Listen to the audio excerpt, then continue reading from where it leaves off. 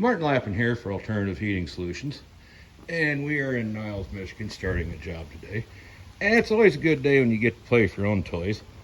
But anyways, normally the old standby was, when going through a slab house or a pole barn, or even a garage when you're doing a slab, is to come up the wall and put in a 4-inch LB. Well, this is too pretty a stonework to be sticking a big old plastic conduit box on and having it look like ass.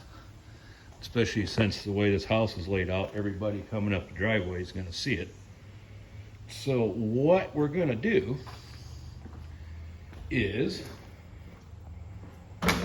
core down at a 45-degree angle and bring the pipe up under the wall and through the slab. And to do this, you absolutely will need at least one extension. I got a second one, just in case what we find. And you may not be able to do this yourself, as that base I made as the original base was, well, crap. So with this homemade base, I can do the 45-degree angle. And the other thing for, well, all you Hilti snobs out there, that's a Chinese base. You got your nice Hilti mounted on a Chinese base.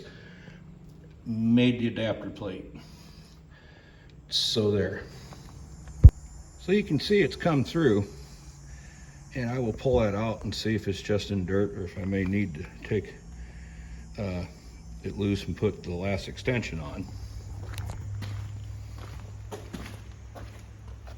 But what we'll do now that we're through is pull the bolts and move it up one hole and change the angle and cut a slight notch in the wall. So what we got here, the smaller hole on either side is where we're going to bring our conduit in. And one side's for power, the other side's for Ethernet. If you got a G-series, you're going to run Ethernet to it. Do not lay your power and your Ethernet cable side by side. The Ethernet cable will pick up interference from the power line. You can cross them at a 90, but do not lay them parallel to one another. You will have issues and you get to run a new one. And what I normally do is run the power first, place it in the bottom of the trench, run my line, put just a little bit of dirt in, then drop the Ethernet cable in. I use direct burial on the power and the Ethernet. And always hear online people complaining how hard this stuff is to work with. Well, you gotta let it work for you. Since it was already coiled up and had a natural curve in it, I let it start to feed itself up through the hole, because that's the way it wanted to curve. And this is just something I made. The wire loops are just garage cable, garage door cable, garage door ferrules. Make loops just big enough to slip over the corrugations. Cheap little block and tackle off Amazon, like 35 bucks. The extension's just a piece of what they mount the road signs on, actually. But as we go here, I will cut that next band off, and as I unroll it, it'll flop itself right into the trench. And granted, this is only a 45 foot from the house. If you're doing 100 or 150, you're definitely going to take more than one person. But I've put a lot of this stuff in by myself. As you can see, well, maybe not, but making that one little extra notch in the wall allow it to get that much closer. And what I'll do each time I'm here, I'll give that a few more clicks. And if you don't make it go all at once, you can get it really close to the wall. Then what they'll probably do later is enclose it in a like yellow pine, box it in. So if you weren't quite sure what I meant when I kept saying an LB earlier, this is a 4-inch conduit LB.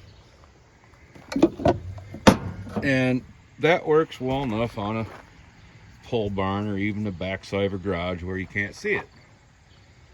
And it's quick and easy to put in, just 5-inch hole saw right through the wall and slap some silicone on it, and I just use roofing screws to hold it tight to the wall. And then of course you bring your underground pipe up to the bottom, take the cover off, and you got plenty of room to make your connections. Use a couple long sweep 90s on top, which is all fine and dandy. But on that stonework, that would have looked like ass. It had been horrible. So we've come up with another way to bring them in. The old way is sometimes people drill straight down through the floor, then cut a section out of the foundation to get to it, or even go clear under the foundation, then back up, which is all fine and dandy if it works for you. However, you're going to have a void there because you're never going to get the backfilled and compacted like it was originally.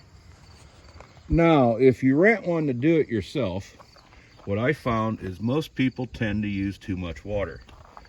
And the slurry is way too thin, or you're just washing it completely away if you're doing a wall. And the slurry is important, because what this is, these cutting bits, or segments, it's actually a compacted metal powder that the bits of industrial diamond are mixed into. And like I said, it's a powder, and then they, under high heat and pressure, they compact it and make it literally a solid piece of metal. Well, you need that slurry to wear away the powder and expose new diamonds. If you're not exposing new diamonds, the ones that are exposed get dull and glazed, and they will not cut. This is from experience. It should look like well creamed coffee, the slurry coming out. This is especially important if you're actually doing a fieldstone wall. There's tricks to that too. But this has been Martin Lappin with Alternative Heating Solutions. If the women don't find you handsome, at least they can find you handy.